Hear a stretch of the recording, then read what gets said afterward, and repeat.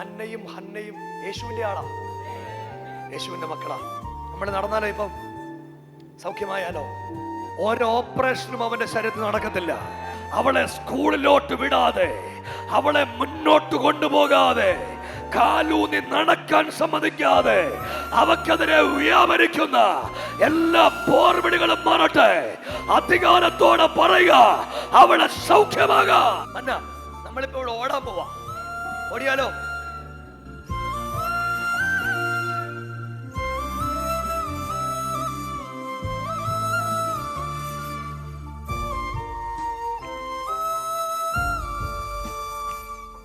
ഇന്ന് സൗഖ്യമായിട്ടുണ്ട്.